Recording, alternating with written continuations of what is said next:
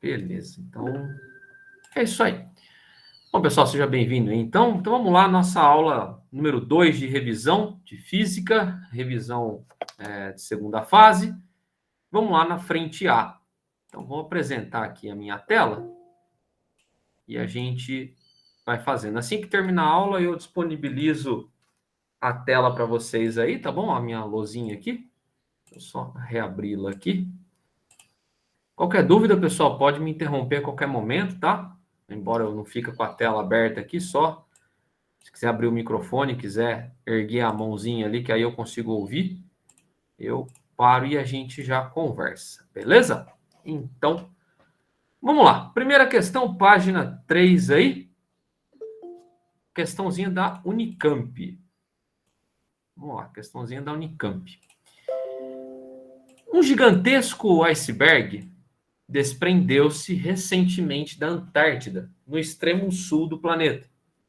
O desprendimento desse iceberg, batizado de A68, foi considerado um dos maiores eventos do gênero já registrados pela ciência moderna. Segundo a NASA, é difícil prever se o iceberg permanecerá como único bloco, mas é mais provável que ele se fragmente. Letra A. Considere que o iceberg tem o formato aproximado de uma placa de área 6.000, então 6 vezes 10 a terceira, quilômetros quadrados, e 500 metros de espessura. Vou chamar de Ezinho aqui, né? 500 metros. Sendo que a densidade do gelo é de 900 quilogramas por metro cúbico, calcule o empuxo sobre o iceberg que o mantém flutuando. Então vamos lá, pessoal. Como é que a gente vai poder trabalhar essa história? Eu tenho uma simplicidade de pensar na nossa densidade, né? Densidade é massa por volume. Então, se ele quer alguma relação com situação de empuxo, eu vou ter que pensar no volume. Então, vamos tentar conversar para esse lado aí, mais ou menos. Tá certo? Então, vamos lá. Vamos imaginar aqui o nosso... Vou fazer um desenho aqui. O nosso bloco de gelo, ele está aqui, né? Está aqui o nosso iceberg. E quais são as forças que estão atuando nele no estado de equilíbrio? Peso para baixo e o empuxo para cima. Então, como eu tenho uma situação em que ele está flutuando, eu tenho uma situação de equilíbrio, a nossa força resultante é zero, e dessa maneira, o empuxo igual ao peso. Só para a gente constar, aproveitar que nós estamos numa revisão, né? Como é que a gente calculava empuxo? Empuxo, densidade do líquido, volume de líquido deslocado, vezes a gravidade. Bom, eu não vou conseguir calcular o empuxo dessa maneira porque eu não tenho a densidade do líquido, eu não sei a densidade da água, ele não me deu a princípio, e eu também não conheço o volume de iceberg, né? O volume do nosso cubo de gelo gigantesco aí, que está dentro da água, certo? Eu não posso falar que o cubo inteiro está dentro da água, o iceberg inteiro dentro da água, eu não tenho essa informação. Então, calcular pela fórmula do empuxo não vai ser algo legal. Então, eu vou tentar calcular pela fórmula do peso. Então, eu já sei que o empuxo é igual a peso, então peso igual a massa vezes gravidade. Sabendo que densidade, vamos colocar aqui embaixo, a densidade do gelo é massa pelo volume, então o meu empuxo vai ser a densidade do gelo, o volume do iceberg, vezes a gravidade. Aí agora ficou mais simples, eu tenho tudo que eu preciso, só resolver. Só um detalhe, pessoal. Como eu preciso calcular o volume desse iceberg, eu sei que o volume é a área vezes a altura, né? A área da base vezes a altura. Vou pensar no nosso um paralelepípedo aí, né? Não é bem um cubo de gelo, né? Falei até cubo, mas de maneira mais ilustrativa, né? Tudo tem que estar em metro cúbico. Por quê? Né? O volume vai ter que sair em metro cúbico, porque a minha densidade está em metro cúbico. Só que a minha área está em quilômetro quadrado. Cuidado com isso daqui, pessoal. Segunda fase tem muita questão disso. Vamos lembrar aqui em cima. 1 quilômetro são 1.000 metros, né? 1 quilômetro equivale a 1.000 metros. Eu vou até colocar em notação científica, facilita um pouco. 10 a terceira metros. E o quilômetro quadrado? É só eu levar os dois lados ao quadrado. Portanto, 1 quilômetro quadrado é igual a 10 a sexta metros quadrados. Então, isso aqui, na verdade, 6 vezes 10 a terceira vezes 10 a sexta. Ou seja, 6, 10 a menos 9, ou 6, 10 a nona, perdão, metros quadrados. Então, o nosso volume vai ser 6, 10 a nona, vezes a espessura, que é 5, 10 ao quadrado. Então, isso aqui vai dar 30 vezes 10 a 11 metros cúbicos. Portanto, o nosso empuxo vai ser a densidade, que é 900, então 9, 10 ao quadrado, vezes o volume, 30, 10 a 11, vezes a gravidade. Então, isso aqui vai dar 9 vezes 30, 270, né? Vezes 10 a 11, 12, 13, 14. Melhorando aqui a nossa notação científica, 2,7 vezes 10 a 16 newtons. Lembrando que o empuxo é uma grandeza vetorial, vertical e para cima sempre, né? Com o seu módulo dado em newtons, que é a intensidade da força. Beleza, pessoal? Então, uma questãozinha, o item A simples, né? De uma simplicidade até que razoável, mas interessante a gente passar por dois tópicos nessa história. Primeiro, pensar na flutuação, justificar a flutuação, justificar a ideia do empuxo ser igual ao peso, tá certo? Isso é uma parte bem importante do exercício. E também depois ficar preocupado com as unidades de medida, tá certo? Então, show. Agora o item B. Né? Quem foi aí para a segunda fase da Unicamp, a Unicamp tem normalmente 2 a 3 itens as questões e normalmente não são tão invocados, né? A FUVEST às vezes tem um item que é mais cabeludo. A Unicamp costuma não ter um item mais cabeludo não, tá? Ela é mais normalzinho. Bom, suponha um iceberg com velocidade de deriva constante. Em dado momento, tensões internas fazem com que dois blocos de gelo menores, A e B, se desprendam e sejam lançados em sentidos opostos e perpendicularmente à direção de velocidade deriva do iceberg, tá? Então, digamos, por exemplo, que o iceberg estava fazendo isso, certo? E aí ele se rompeu em dois, um A e um B, e aí eu vou ter que o A, por exemplo, vem para cá e o B vai para o outro lado. Foi o que ele disse aqui. E sejam lançados sentidos opostos e perpendicularmente, direção de velocidade de deriva do iceberg. As massas dos blocos são massa do A, 2 vezes 10 a quinta quilogramas, e a massa do B, 5 vezes 10 a quarta quilogramas. Sabendo que, imediatamente após a fragmentação, a direção da velocidade de deriva do iceberg se mantém e que o módulo da velocidade do bloco A é VA igual a meio metro por segundo, então ele quer saber o módulo da velocidade do bloco B imediatamente após a ruptura. Então, isso aí seria a ideia de uma colisão, né? Seria uma ideia de uma colisão. Quando eu tenho a situação da conservação, então, conservação da quantidade de movimento,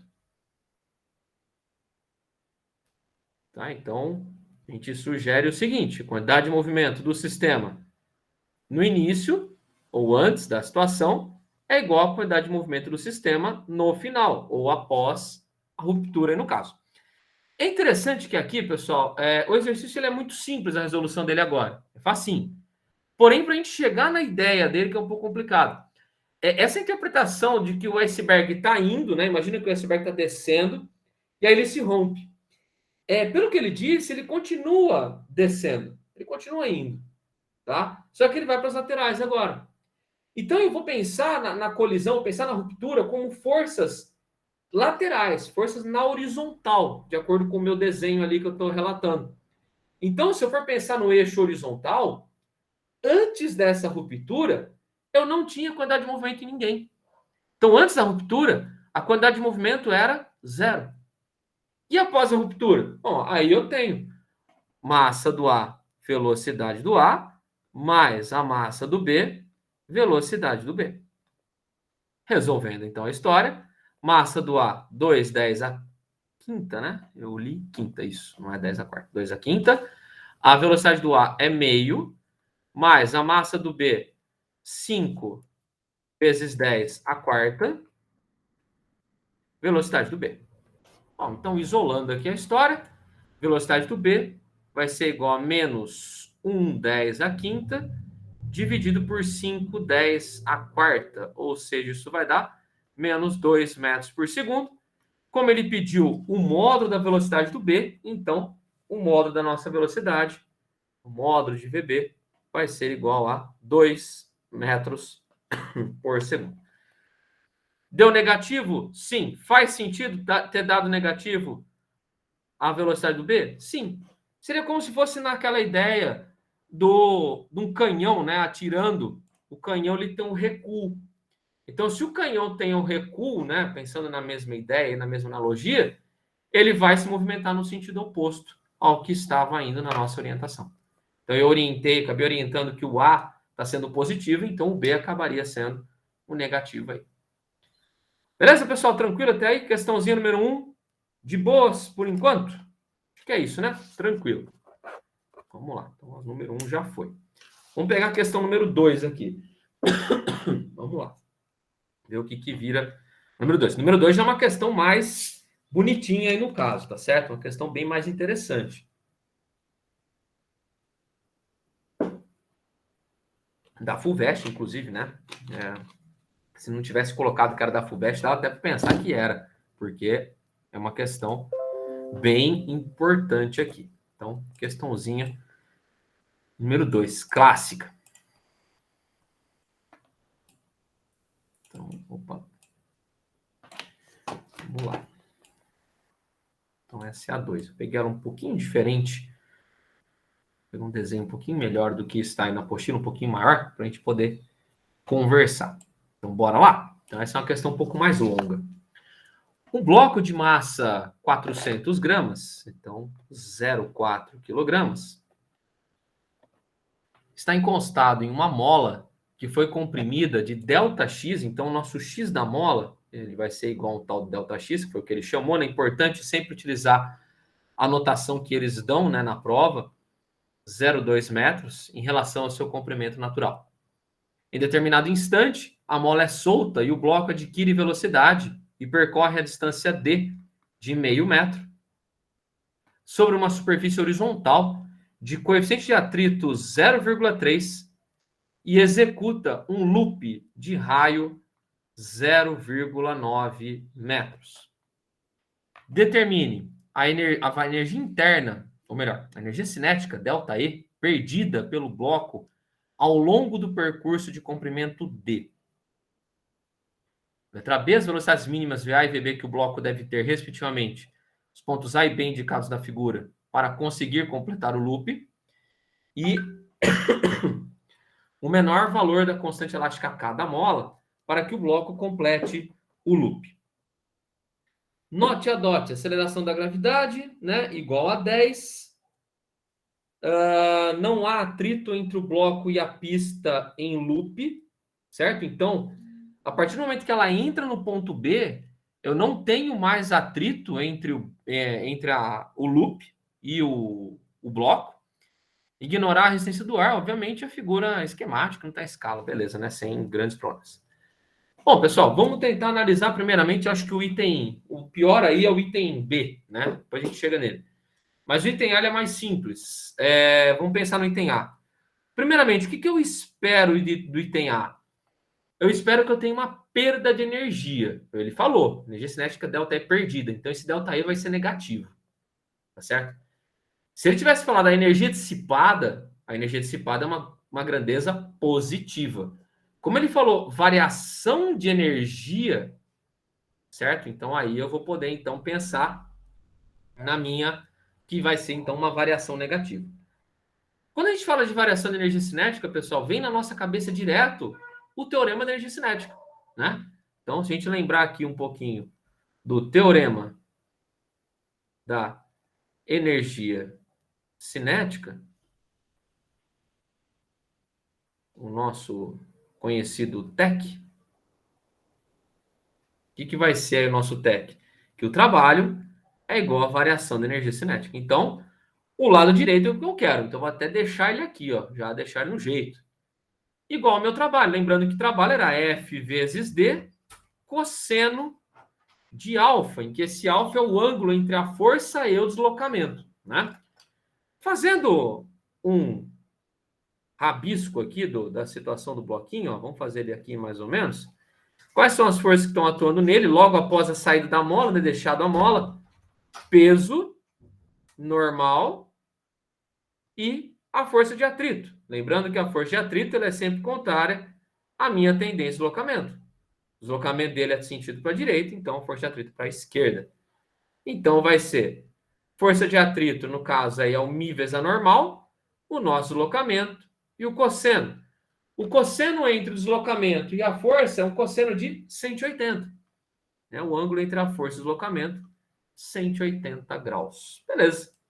Então, a variação de energia cinética vai ser o μ, que é 0,3. A normal, numericamente igual ao peso. Então, massa vezes gravidade, 0,4 vezes 10. O deslocamento dele é meio e o cosseno de 180 é menos 1. Então, beleza. Isso aí vai dar quanto? Vou fazer a conta aí. Vai dar 4, 4 vezes meio dá 2, 2 vezes 0,3 dá 0,6, negativo, né? Menos 0,6 joules. Essa foi a variação da energia cinética. Realmente faz todo sentido, porque eu tive, então, uma perda de energia na nossa história. Beleza, pessoal? Tranquilinho, né? Item A, sem grandes problemas. Se alguém tiver alguma dúvida aí, pessoal, por favor, pode me interromper à vontade, fique à vontade. Aí o item B, pessoal. O item B, ele quer saber as velocidades VA e VB, que são mínimas, para que ele faça o loop. Quando a gente olha a situação, eu acho que compensa a gente observar o ponto A primeiro, né? Eu acho não. Compensa a gente observar o ponto A primeiro. Por quê? Porque o A que é o decisivo da história. O A é o decisivo. Porque lá no ponto A, o que a gente sabe? Vamos desenhar o nosso bloquinho de novo lá. Ó, o nosso bloquinho laranja aqui em cima. Né? Aqui é o nosso ponto A. Vou desenhar ele aqui fora. O que eu tenho lá em cima? Eu tenho peso e tenho a normal lá em cima. Normal do ponto A. Ele tá com uma vontade muito grande de cair esse bloquinho, né? Ele tá gostaria muito de cair dali de cima. Então eu sei que lá no ponto a força resultante que atua ali é igual a normal do ponto A mais peso.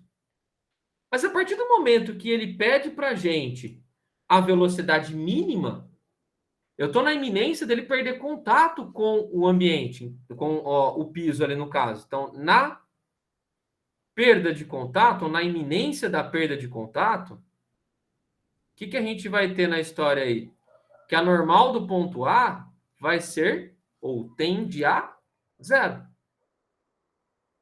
Então, dessa maneira, vou autorizar aqui. Dessa maneira, a nossa força resultante centrípeta, ela vai acabar sendo igual a peso. Então, força resultante centrípeta, M, no caso VA quadrado sobre R, é igual a M vezes G. Acaba eliminando as massas aí, beleza? Então, a nossa velocidade, raiz de RG, que talvez você se lembre já desse valor, né, característico aí que a gente tem em alguns exercícios de apostilas aí e tal. A gente mesmo, durante as nossas aulas, a gente chegou nesse valor aí, valor clássico. Bom, o raio da trajetória é 0,9, a gravidade é 10, então 9, raiz de 9 vai dar 3, né? Então vai dar 3 aí a nossa velocidade. Então, a velocidade de VA, no mínimo, tem que ser 3 metros por segundo. Bom, aí no ponto B, pessoal.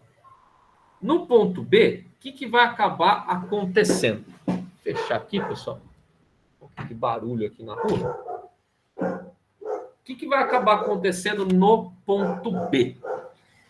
Lá no ponto B, se a gente olhar, eu vou subir aqui um pouquinho a imagem, pessoal, já abaixo ela já. Como o problema para mim é o ponto A, ou seja, o ponto A que vai delimitar se o corpo vai cair de lá ou não, o que eu vou poder pensar no ponto B? Né? O ponto B, você pode até querer fazer o diagrama de força, ó, peso e normal do ponto B aqui, só que não compensa. Eu não tenho a normal do ponto B e também não tenho a velocidade, então eu fico amarrado. Mas eu tenho uma situação que é interessante. Para que ele atinja aquela velocidade de 3 metros por segundo lá no ponto A, ele tem que passar primeiro pelo ponto B. E pelo que ele disse no enunciado, ó, no note a dot, ó, não há atrito entre o bloco e a pista em que ocorre o loop. Então, se não há atrito entre o bloco e a pista do loop, eu posso falar que a energia mecânica ela é conservada entre o ponto B e o ponto A. Então, a minha saída para poder resolver a segunda parte do exercício é essa, de conservação, né? Conservação da energia mecânica no loop. Certo? Então, vai ser energia mecânica no ponto A é igual a energia mecânica lá no ponto B. Então, vamos lá. Tomar cuidado aqui, viu, pessoal? Aqui tem uma chance de dar um ruim agora aqui. Vamos conversar. Qual a energia mecânica no ponto A? Lá em cima, cinética, né? Então, mVA quadrado sobre 2. Eu tenho uma potencial, porque eu tenho uma altura em relação do ponto A com o ponto B. E lá no ponto B eu só tenho a nossa cinética, já que o meu referencial de altura seria zero. As massas vão embora, então VB quadrado sobre 2 igual. VA era 3, né? Então 3 ao quadrado sobre 2, mais a gravidade, vezes a minha altura. Cuidado com a altura, pessoal, não é o raio, né? É 2 vezes o raio. A nossa altura é 2R, é o diâmetro do loop. Então, vai dar 2 vezes 0,9. Então, VB quadrado sobre 2, vamos lá, vamos ver o que dá isso aí. 1,8 vezes 10, 18. 18 mais 4,5 dá 22,5, né? Vezes 2. Você vai tirar a raiz aí, certo? Vamos já fazer assim, ó. Fazer direto. Vou fazer a conta, né, pessoal? Melhor, né? Calculadora aqui, só para não errar na conta nessa altura do campeonato. Mais 4,5 vezes 2, isso dá raiz de 45. Então, isso aqui vai dar 22,5. Então, VB igual a raiz de 45. Então, 9 vezes 5, né? Vai dar 3 raiz de 5 metros por segundo. Então, a velocidade do B, no mínimo, tem que ser 3 raiz de 5, para que a velocidade no A seja, no mínimo, de 3 metros por segundo. Beleza. E o item C. O menor valor da constante elástica K da mola para que o bloco complete o loop. Certo? O menor valor de constante elástica K para que ele complete o loop. Bom, se eu não tivesse atrito, pessoal, vamos voltar aqui só um pouquinho. Se eu não tivesse aqui o atrito, né, entre a superfície ali do... Vou pegar o desenho aqui de novo. Entre a superfície aqui de distância D, né, de tamanho D, eu poderia falar que a energia mecânica aqui, né, chamar aqui de ponto C, por exemplo, seria igual à energia mecânica do ponto B. Ok? Eu poderia fazer isso. Mas eu não posso fazer isso porque eu tenho atrito, tá? Então eu poderia pensar o seguinte, eu posso falar que as energias são iguais desde que eu leve em consideração aquele ΔE aqui, essa nossa energia perdida aqui, tá certo? Então, o item C, como é que a gente vai poder trabalhar? Que a variação da energia cinética... Perdão. A variação da energia cinética vai ser o quê? A energia cinética em B menos a energia potencial elástica no início ali, no inicial, digamos assim. Por quê? A diferença entre essas energias é o que foi perdido. Certo? É o que foi perdido aí pra gente. Então vai dar menos 0,6 igual. A energia cinética, a massa é 0,4, né? A velocidade em B, então vai dar raiz de 45, vou usar ela assim, né? Ao quadrado sobre 2, menos o K, o X ao quadrado, que ele havia falado que era 0,2, sobre 2. Bom, pessoal, fazendo a álgebra da história aí, tá? Se eu fiz a conta certa aqui, 480 newtons por metro. Talvez você esteja estranhando o seguinte, né? Por que eu falei energia cinética em B menos a potencial? Por que não é o contrário? Porque tecnicamente, se houve perda, a potencial ela é maior. Sim. Só que lembre-se que a nossa variação de energia cinética é negativa. Então, para que a gente consiga ficar com valor de constante positiva, tem que fazer a inversão do sinal. Caso você queira fazer isso em módulo, beleza. Energia potencial menos energia cinética é igual ao módulo da variação da energia cinética. Daria certo da mesma maneira. Certinho, pessoal? Tranquilo? Tem aí tudo certo? Teve um pessoal que chegou aí na hora que estava no meio da questão. Sejam bem-vindos. Eu não parei para colhê-los aí corretamente. Sejam bem-vindos aí. Obrigado pela participação aí. Pois eu mando a lousa gravada para vocês lá no grupo no Telegram, tá? Assim que terminar a aula, eu gero um PDF e eu mando lá para vocês. Fechou? Muito bem. Vamos para a questão número 3. A questão número 3 já é um pouco menos cansativa, né? Essa, número 2, eu acho que é a questão chave dessa aula. Né? Ela é muito boa, essa questão. Ela dá uma canseira na gente aí. Vamos lá pegar a questãozinha 3 aqui, ó. Deixa eu pegar aqui.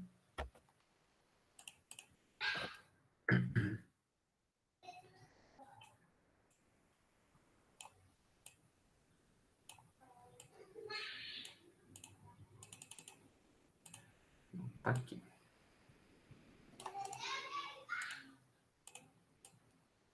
Questão número 3. Essa aqui, da VUNESP 2018. Então, show. Bora lá. Só voltar aqui, ó. Opa. Tem que abrir esse negócio aqui. Aí, sumiu. Agora sim. Então, vamos lá. Leia o texto. Falsa estrela no céu. Uma empresa da Nova Zelândia enviou ao espaço uma estrela artificial com o objetivo de divulgar seu primeiro lançamento de satélites. A estrela é uma esfera de cerca de 1 metro de diâmetro, então, um diâmetro de 1 metro. Então, o raio é meio metro.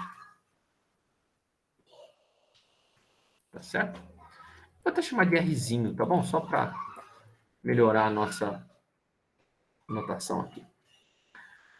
É feita de fibra de carbono e composta de painéis altamente reflexivos. Em órbita, a esfera se desloca com uma velocidade v de 2,88 vezes 10 a quarta quilômetros por hora. Compensa já, pessoal, a gente dividir isso aqui por 3,6, né? Para evitar problemas aí, ó. Isso vai dar 0,8 10 a quarta metros por segundo, ou 3, ou 8, aliás, 10 a terceira. E completa uma volta ao redor da Terra em aproximadamente 100 minutos. Isso aqui é o período, né? O período, então, é de 100 minutos. A princípio, vamos deixar em minutos, né? Se for preciso, a gente transforma lá depois. Letra A. Considerando a massa da estrela artificial igual a 600 quilogramas, calcule a sua energia cinética em joules. Bom, de boa, né? Questãozinha bem tranquila aí no caso, né? Energia cinética, mv quadrado sobre 2. A massa é 600. A nossa velocidade, 8 vezes 10 a terceira ao quadrado, sobre 2. Então, vai dar 600 por 2, 300. Então, 3 vezes 10 a segunda, vezes 64, 10 a sexta. Energia cinética, então, vai dar 64 vezes 3, 192, vezes 10 a oitava, 1,92 vezes 10 a décima joules. Essa é a nossa energia cinética. Beleza, né? Uma questãozinha tranquila, item A, bem de boa. Item B. Aí item B já dá uma cara enrolada, né? Considerando π igual a 3 e a órbita da estrela artificial circular, cuidado, hein? A órbita é circular. A estrela é esférica. Então não vai confundir o raio da estrela com o raio de órbita, ok? Eu sei que é um valor muito pequeno, meio metro, né? Para ser um raio de órbita de alguma coisa, mas na louca, ali na hora da correria, a gente pode acabar assumindo, tá certo? Então toma cuidado. Ele quer que a gente calcule, então, a aceleração centrípeta. Lembrando que a aceleração centrípeta, v quadrado sobre r. Bom, velocidade eu já tenho, show de bola. O problema para a gente agora é o raio, né? O raio, eu não tenho raio de órbita desse cara. Eu não tenho raio de órbita. Você tem algumas maneiras de fazer esse exercício, pessoal. Eu gostaria muito de fazer uma de um jeito mais literal, mais no braço, tá certo? Como ela está executando, né? Ele falou que a órbita ela é circular, então significa que ela vai executar um movimento circular uniforme. Então, se ela vai executar um movimento circular uniforme, eu tenho que a nossa velocidade no movimento circular, ΔS por ΔT, não deixa de ser, né? Lembrando que o ΔS no movimento circular, 2πr pelo tempo. O tempo nosso é o período. Ah, legal. Velocidade eu tenho. Dá para eu tentar achar o raio. Então, se eu isolar o raio, eu fico com velocidade vezes o período sobre 2π. E aí, pessoal, olha só então, né? Eu vou chamar isso aqui de equação 1. Essa aqui de equação 2, eu não preciso calcular matematicamente o meu raio, certo? Eu não preciso calcular matematicamente o meu raio. Eu posso fazer a substituição. Então, substituindo 2 em 1, é vida da gente fazer conta à toa, né? O que nós vamos ter aí no caso? Que a minha aceleração centrípeta vai ser igual a v quadrado pelo raio, que é v vezes t sobre 2π. Então, corta aqui as nossas velocidades, isso aqui foi embora. Então, vai ficar aceleração centrípeta igual a 2π vezes v sobre t. Olha lá, melhorou a nossa vida. O π ele falou para usar como 3. A velocidade nós já tínhamos transformado lá em cima. 8/10 a terceira. E o período, pessoal? O período tem que entrar em segundos, né? Porque se a minha velocidade está em metro por segundo e a minha aceleração vai sair em metro por segundo ao quadrado, meu período tem que entrar em segundos. Então, 100 vezes 60. Beleza. Vou fazer a conta agora, né? Sem grandes problemas. Corta aqui, né? 1, 2, 3. Esse 6 foi embora também. Então, vai ser 8 metros por segundo ao quadrado. Beleza, pessoal? Tranquilinho? Né? Exercício interessante aí. Deixa eu acender a luz aqui, que escureceu aqui. Vai dar uma chuva aí agora. Criançada gritando aqui para variar, né? Coisas de aula online. Achei que tinha acabado essa fase de aula online, mas voltou. Vamos lá, então. Questãozinha número 4 aí no caso. Questão número 4 é uma questão da Unifesp, né? A questão número 4, ela vai relembrar um pouco para a gente da parte de força de atrito, plano inclinado, né? Bem provável que a gente encontre aí um bloquinho perdido, seja na FUVEST, seja na Unicamp. É bem provável que a gente tenha isso aí nas nossas provas, tá certo? Não apareceu basicamente bloquinho para nós aí antes, tá certo? Então, é uma coisa que vai ser importante para a gente, tá? Então, vamos lá. Vou pegar aqui a questão 4 e a gente já resolve. Até eu ia falar, né? Eu ia falar isso mais para o final, mas aproveitando já o ensejo que nós estamos aí, você que está aí querendo ainda dar uma revisada, né? Dar mais um último gás, se você quiser pegar as provas da Unifesp, pessoal, para resolver, provas de segunda fase da Unifesp são provas bem interessantes, bem caras de FUVEST mesmo. Até um nível um pouco até acima do que a Unicamp cobra, tá certo? Até recomendo bastante. As questões de física são muito boas, as de química também são bem interessantes, bem caras de FUVEST mesmo, tá? Então, se você estiver aí procurando exercício, né, nessa época, que a gente já fez tudo que era possível, né? Todas as provas possíveis, esgotamos tudo, é uma boa pedida fazer os da Unifesp, tá certo? Uma boa saída aí, tá? Então, vamos lá nesse número 4 aí. Um garoto de 40 quilogramas, então, massa aí do cidadão aí, 40 quilogramas, está sentado em repouso dentro de uma caixa de papelão de massa desprezível, no alto de uma rampa de 10 metros de comprimento. Então, a rampa tem 10 metros de comprimento, não são 10 metros de altura. Cuidado aí, né? Conforme a figura. Para que ele desça a rampa, um amigo o empurra, imprimindo-lhe uma velocidade no ponto A, então velocidade no ponto A, de 1 metro por segundo, com direção paralela à rampa, a partir de onde ele escorrega, parando ao atingir o ponto D. Então, a velocidade do ponto D é zero. Sabendo que o coeficiente de atrito cinético entre a caixa e a superfície em todo o percurso AD, então entre A e B, entre B e C e entre C e D, o atrito é o mesmo e vale 0,25. Que seno de θ é 0,6 e o cosseno 0,8, G é igual a 10, e que a resistência do ar no movimento pode ser desprezada, calcule, letra A, o módulo da força de atrito em newtons entre a caixa e a rampa no ponto B. Então, se a gente... Eu vou fazer um desenho aqui à parte, tá certo? Só para a gente não ficar tão poluída aí a nossa história. Então, tá aqui o nosso bloquinho. Quais são as forças que estão atuando nele, né? Eu tenho ó, peso, tenho a normal e a nossa força de atrito, que é sempre contrária à tendência do deslocamento. A nossa força de atrito.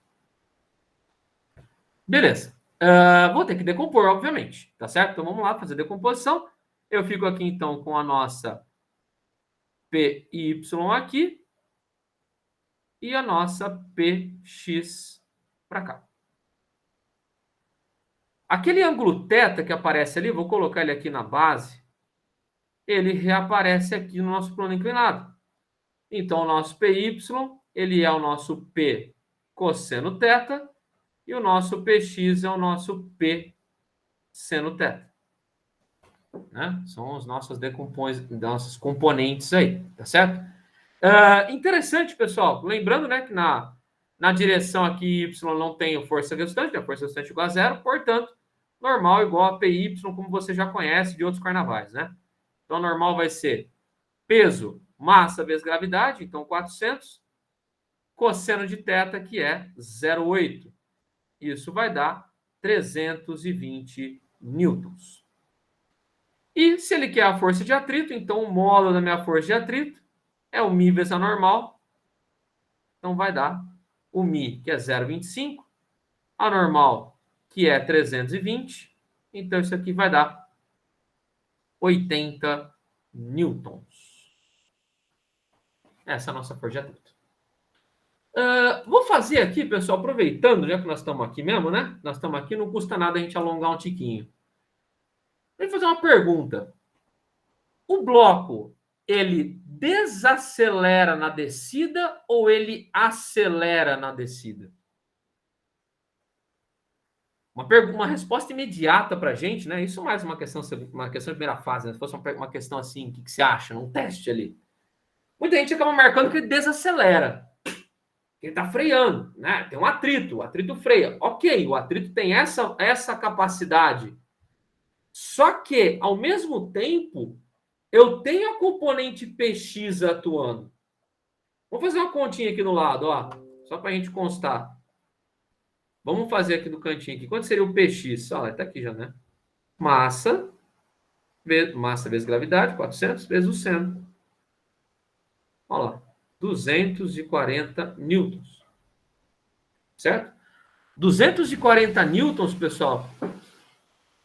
Sentido, né? Direção X aqui, né? Nossa direçãozinha X aqui. X, Y. Você está querendo dizer o quê, então? Que eu tenho 240 newtons para baixo e a força de atrito de 80 newtons para cima. Então, significa que eu tenho uma força resultante de 160 newtons para baixo. Então, ele continua sendo acelerado para baixo. Ele vai aumentar a sua velocidade. Então, o movimento ele é um movimento retilíneo uniformemente variado com aceleração positiva entre o ponto A e o ponto C. Depois, do ponto C para o ponto D, ele vai fazer a frenagem. Ele vai ser totalmente desacelerado. Beleza? Show de bola. E o item B. A distância percorrida pelo garoto em metros, desde o ponto A até o ponto D. Bom, do ponto A até o ponto C, então, o que ele está me pedindo? Ele está pedindo a distância de A até D, vai ser a distância de A, perdão, de A até C, mais a distância de C até D. De A até C eu já sei quanto vale. Eu já sei que isso aqui vale 10 metros. Já sei disso. Muito bem. E aí? O que eu faço agora? Né? Bom, se eu for pensar o que está rolando aqui no bloquinho, vamos pensar no rapaz aqui, ó. Colocar ele aqui no trecho CD. Fazer um diagraminha de forças dele. Ó, eu tenho peso para baixo, normal para cima. E tem uma força de atrito aqui agora. Essa força de atrito chama de outra força de atrito, chama de força de atrito linha. Essa força de atrito vai ser diferente. Beleza, diferente do que a gente calculou ali no item A. Mas como é que eu vou poder agir? Como é que eu vou agir para encontrar essa distância CD? Que é esse o meu problema. O problema é esse. Qual é a distância CD? Perfeito, Pedro. Trabalho de novo. Exatamente. 2 vezes. Vamos tentar pensar 2 vezes aí. Ver se eu entendi 2 vezes. Você vai fazer um trabalho na rampa, na descida. Certo? Perfeito. Do AC e depois do CD. Matou a charada. Perfeitamente. Tá? Eu só vou fazer um tiquinho diferente, Pedro. A gente vai usar o trabalho. A segunda parte soa perfeitamente. Certo? Perfeitamente. Eu vou usar só um trecho diferente no item do A para o C. Tá? Eu vou tentar fazer por força, que é o comentário que a gente conversou ainda no item A. Tá? Então, olha só. Vamos pensar na descida. Vou fazer um tópico aqui. Um tópico 1, na descida de A até C. A gente comentou ali que a força resultante vai ser o quê? O Px menos a força de atrito, que era 240, que a gente havia feito, menos 80, isso dá 160. Se força resultante igual a m vezes A, 160, igual a massa do objeto, que era 40, vezes a aceleração, portanto, nossa aceleração vai ser de 4 metros por segundo ao quadrado. Então, ele está descendo a rampa acelerado de 4 metros por segundo ao quadrado. Com isso, eu consigo determinar qual vai ser a velocidade que ele atinge ali embaixo. Que eu vou poder fazer um Torricelli. Se eu fizer um Torricelli, eu vou ter exatamente isso. Achar qual é a velocidade no ponto, no caso ali, ponto C. A velocidade do ponto C ao quadrado é igual a velocidade que ele estava no ponto A, que era 1, mais 2 vezes a aceleração, vezes a distância da rampa, né? A descida ali era de 10. 40 vezes 2, 80, mais 1, 81. Então, o nosso VC, raiz de 81, 9 metros por segundo. O Pedro falou que a gente fez trabalho. Como é que a gente faria por trabalho, pessoal? Trabalho, FD cosseno, certo? FD cosseno.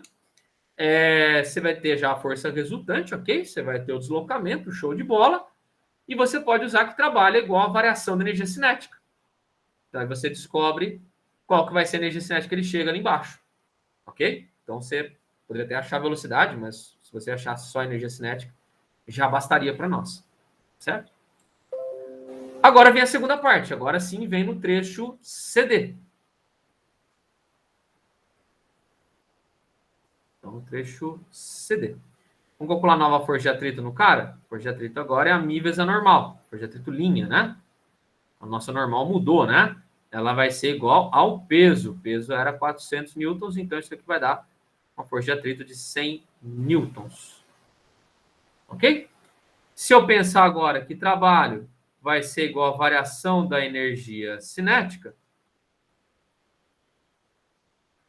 vamos lá. Trabalho. Força, 100. A distância, que é a distância CD que eu estou procurando, vezes o cosseno do ângulo entre a força e o deslocamento, no caso, cosseno de 180 dá menos 1, é igual a nossa variação de energia cinética. Afinal, ele parou lá no ponto D, menos a inicial, que é a massa do cara, velocidade no ponto C agora, ao quadrado, sobre 2. Muito bem, os menos vão embora, né? Como a gente esperava que fossem. Legal. Corta um zero aqui, corta um zero lá. Então, 10 vezes a distância dá 81, né? 81 vezes 2 era no fim, né? 162, portanto, a distância de C até D, 16,2 metros. Ou seja, a distância total que o cara está me perguntando, então, resumo da conversa, a distância total vai ser os 10 metros que eu tinha da rampa, mais 16,2 que eu tenho daquela reta, 26,2 metros. Beleza? Pedro, chegou no mesmo valor aí?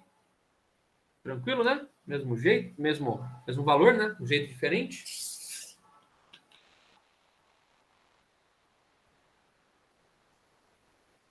Ah, bateu preguiça de tentar. Então, beleza. Mas a ideia tá certa, Pedro. A ideia tá certa. Eu acho só que o caminho é um caminho alternativo bem elegante esse seu. Bem elegante também. Tá? Bem interessante. Eu puxei para o lado da força resultante para fazer a conversa que a gente teve do plano inclinado. Essa conversa do plano inclinado, na verdade, ela remonta de uma outra questão da FUVEST, um pouco mais antiga, lá na casa, acho que foi 2003, 2004, alguma coisa nessa parte, eu não lembro agora exatamente o ano, mas é um pouco mais velha. É uma questão muito parecida com essa, e que ele perguntava a aceleração na descida. Tá? A aceleração na descida ali, então por isso que eu acabei me lembrando dessa questão aí também. Certinho, pessoal? Então, é isso aí, ó. Frente A, né?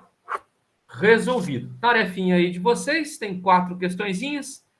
Tem uma de colisões da Unifesp, muito bonita essa questão. Tem uma de polias. Tem outra da Unifesp de energia, também gosto muito dessa da Unifesp, essa número 3 da tarefa. Teve na FUVEST idêntica, tá? E 4, uma de movimento circular. Uma questão bonita. Caiu também já parecida na Unifesp e na Unicamp aí, tá certo? Qualquer dúvida, vocês falem aí comigo, por favor, tá certo? Estou à disposição aí. Então, essa nossa primeira aula foi embora. Então, são 4h50, né? Então, temos aí 1h10 para a gente fazer o resto, né? O resto aí, a física B. A gente vai falar um pouco de elétrica, calorimetria um pouquinho também. Vamos falar um pouquinho de gases, tá? Termodinâmica, tiquinho termodinâmica, tá certo? Uma frente B bastante interessante aí para nós. Beleza? Bora lá? Então, vamos pegar a primeira questão aí, ó. Vou pegar aqui, ó. Questão. Aqui.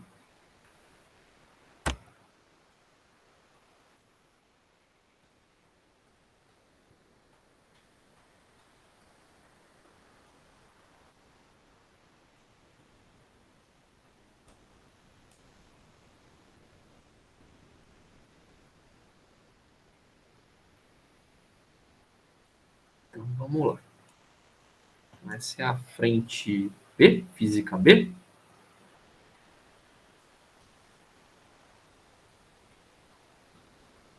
Questãozinha número 1, a página aí, página 13.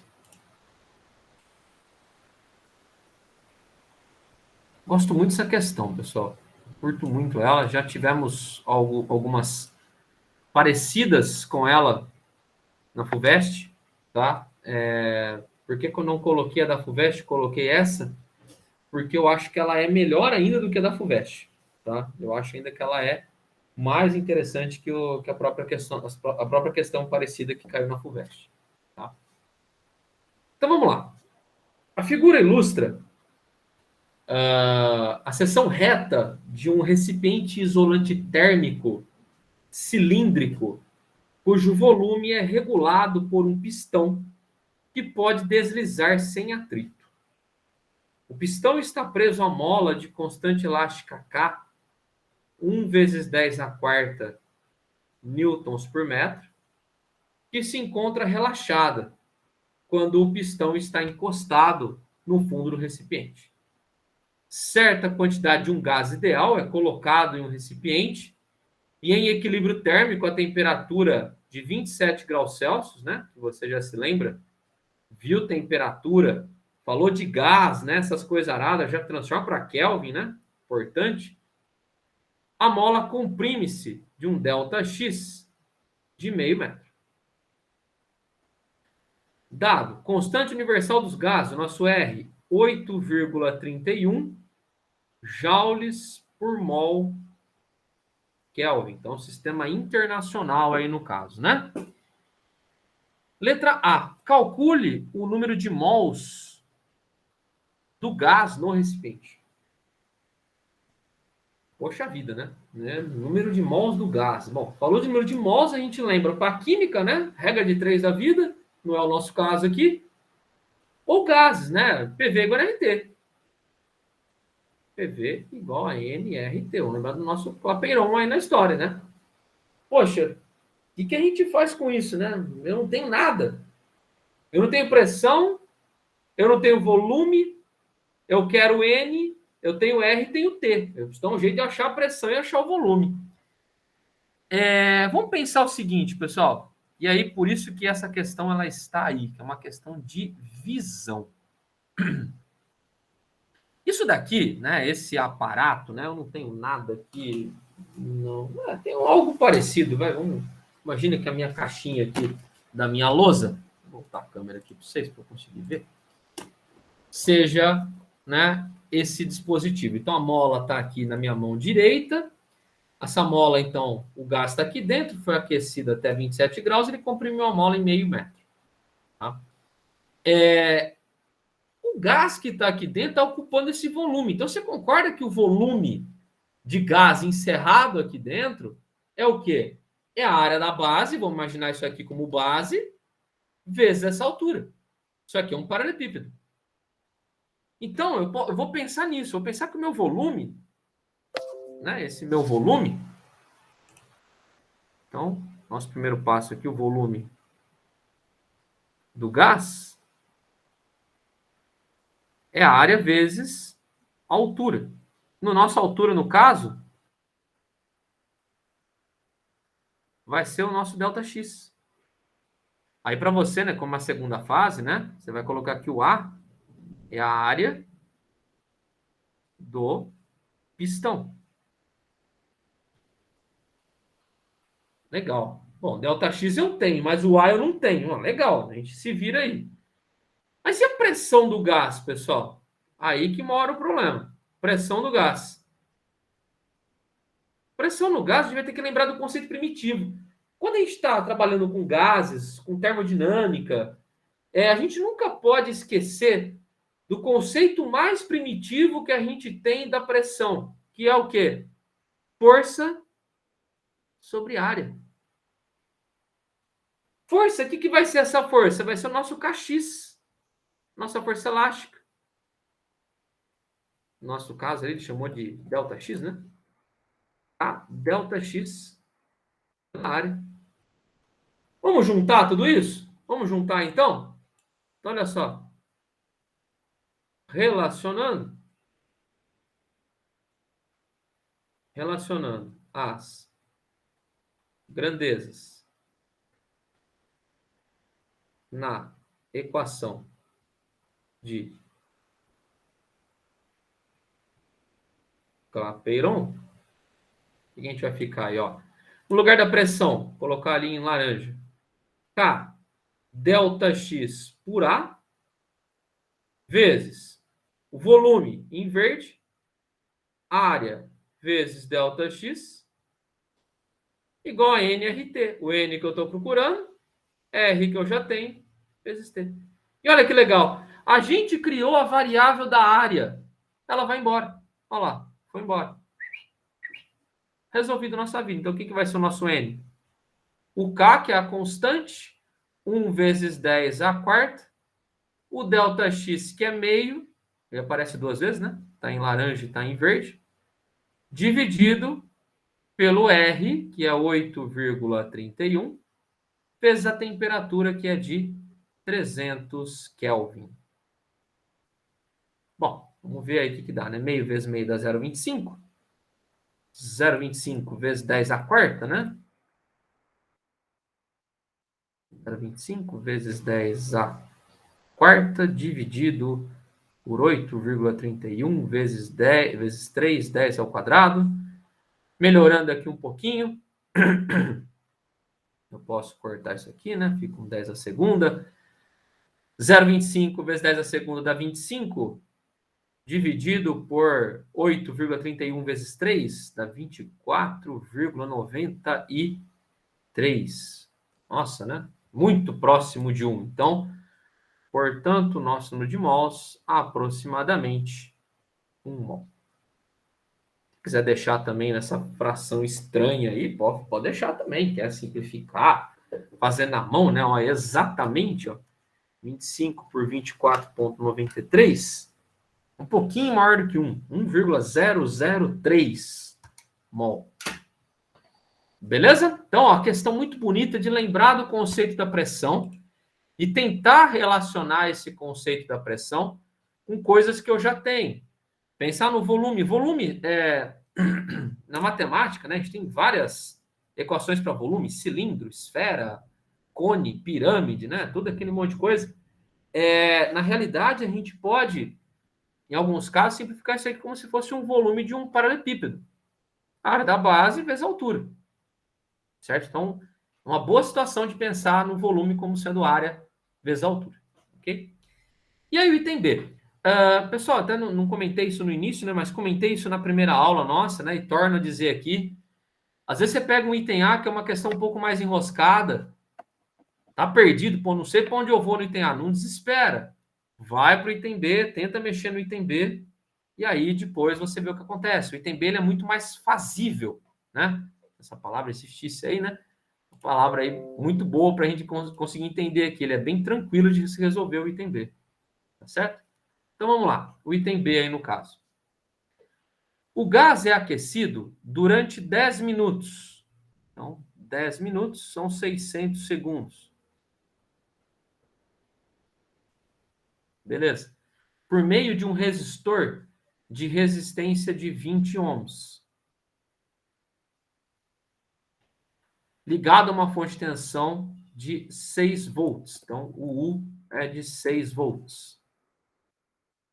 Ele quer saber qual a quantidade de calor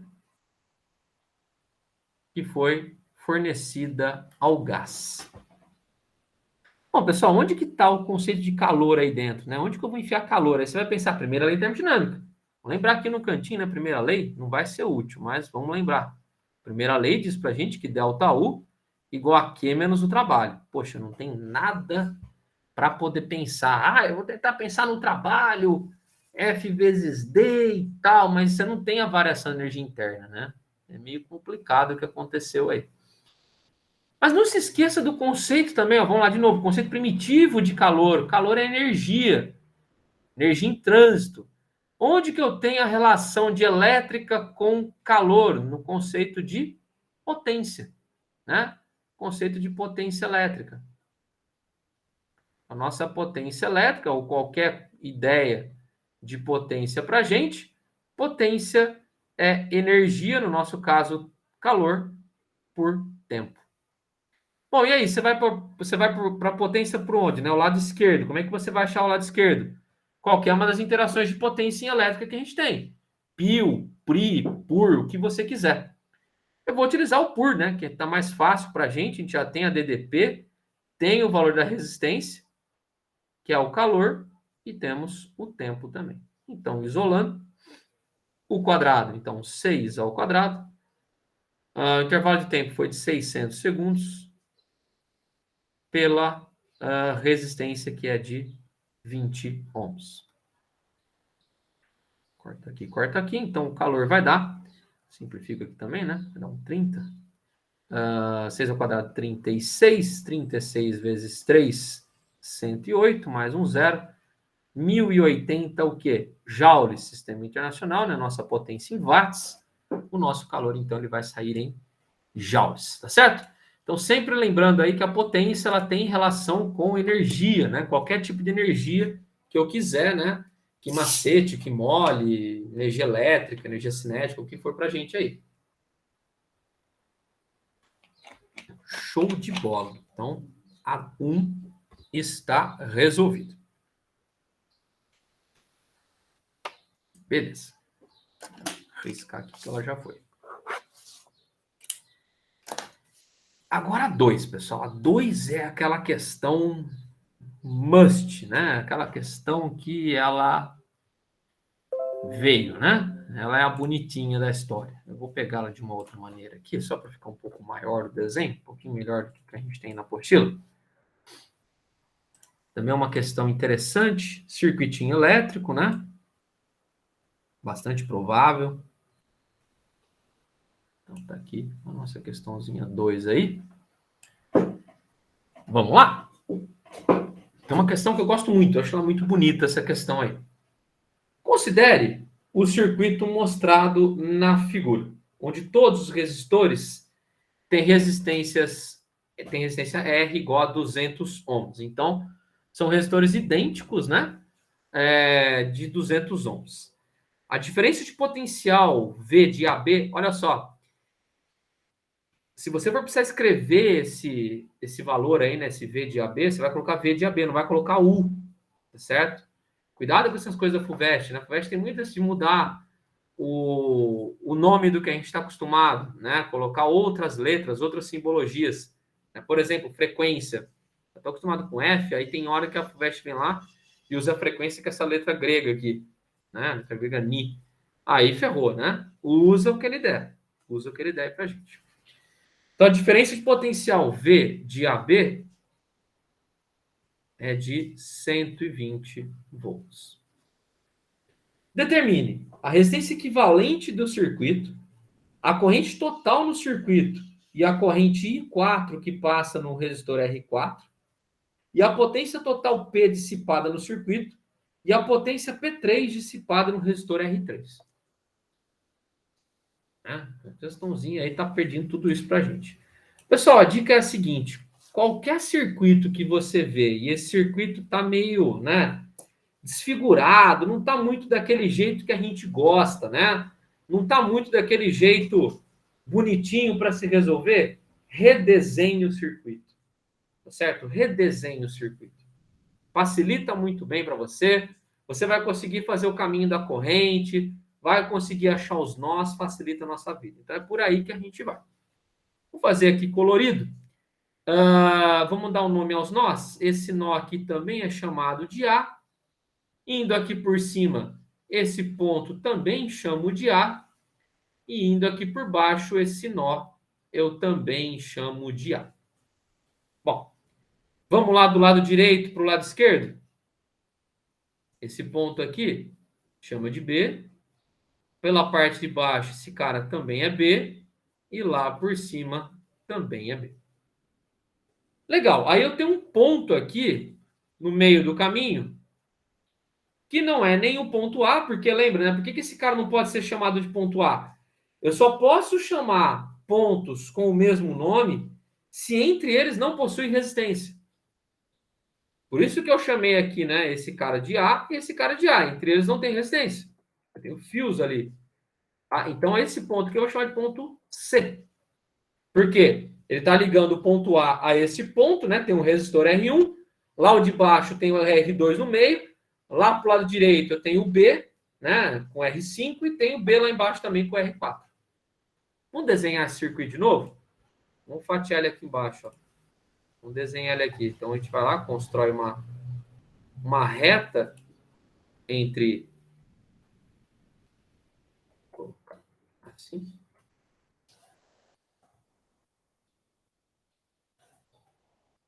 Vamos lá dar um nome, né? O ponto A, o ponto B e o ponto C. Bom, vamos dando as coisas que a gente tem aí no caso, né? Bom, eu tenho entre o A e o C, eu tenho R1. Então, desenha aí o R1. E também tenho entre o A e o C o R2.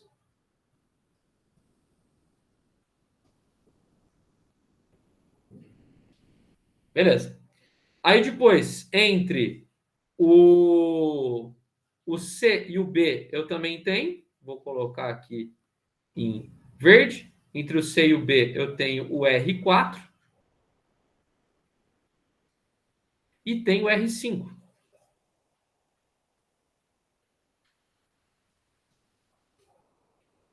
E entre o A e o B, eu tenho o R3.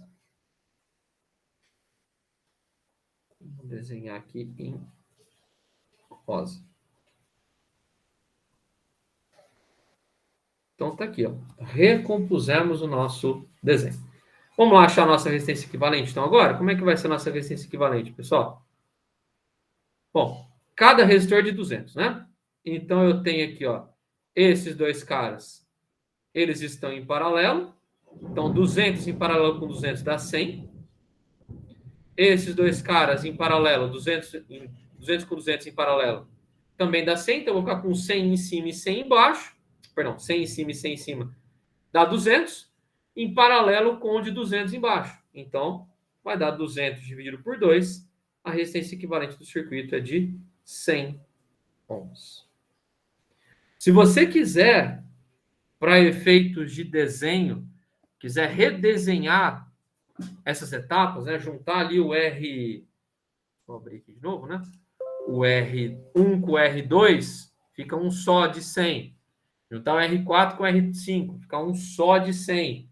Fazer um novo desenho, para depois fazer o paralelo com o R3, beleza também, fica bem explicadinho. Tá certo? Então, esse equivalente já era.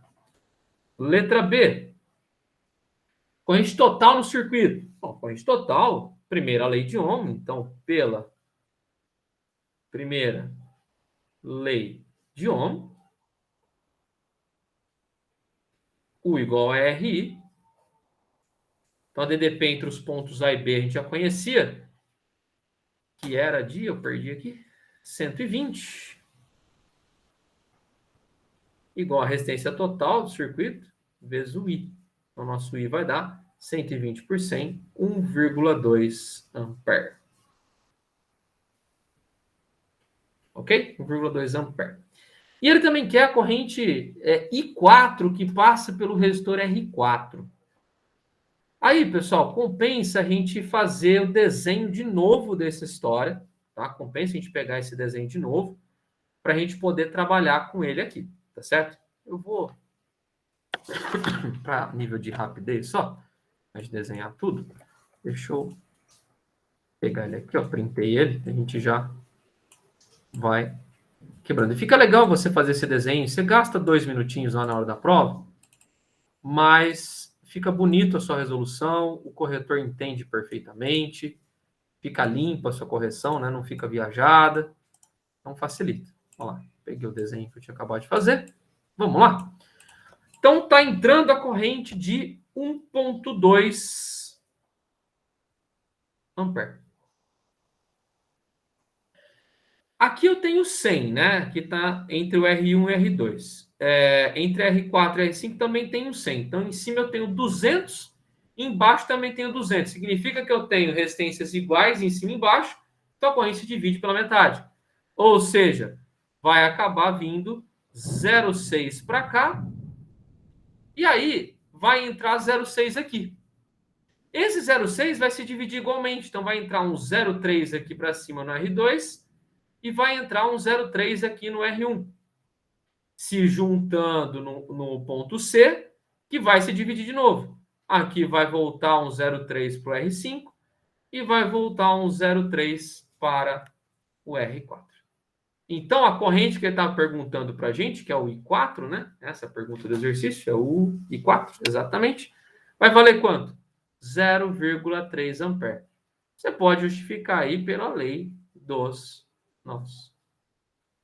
A divisão de corrente. Ok? Bem tranquilinho aí. Até fica legal de fazer com o desenho, né? Ou se você quiser escrever por texto, pessoal, também, escrever um textinho ali, né? Fica de boa. E o item C, ele quer saber a potência total dissipada no circuito. Então, potência total. Aí você pode fazer PIL, PRI, PUR, o que você quiser. Ah, mas professor, é potência dissipada, então é PRI, PUR. Se você quiser fazer pelo PIL também dá certo. De boa, tá? Corretamente, ok? Vou fazer pelo PUR.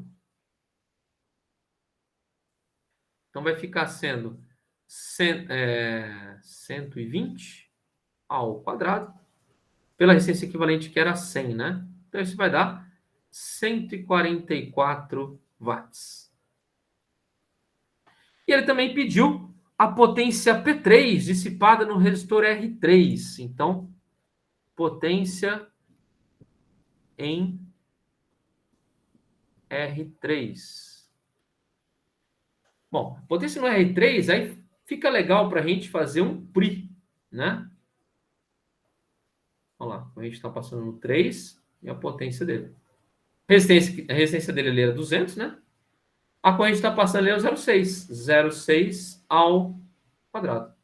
Então vai ficar 200 vezes 0,36. Isso fica sendo 72 watts. Ou você quiser pensar, né? Mas eu acho que é pior a gente tentar ficar inventando moda, né? Deixa a redação para o Marcelo, né? Lá para o Marcelo, ele resolve a redação para a gente, né? Não deixa a redação para a prova de redação. Quanto menos escrever na prova de exatos, melhor, né? Você poderia escrever aí no caso, né? Que eu tenho uma resistência equivalente em cima de 200 ohms e embaixo de 200 ohms. Então, se eu estou procurando a potência no de baixo, essa potência vai ser metade da total. Cada ramo pega uma parte dessa potência. Tá certo? Poderia pensar assim. Se ele pedisse, por exemplo, potência em R4, aí essa potência já seria menor, né? Seria um pouquinho menor aí no caso. Fechou? Certinho, senhores? Então, questão 2 aí, resolvida. Questãozinha 2, feita. Vamos lá. Questão 3, VUNESP. Carga de bateria. Bastante famosa questão de carga de bateria. Como a gente está aí vivendo crises hídricas, né? Carro elétrico, coisas aradas do tipo, vai que, né? Sempre bom lembrar de uma bateriazinha aí.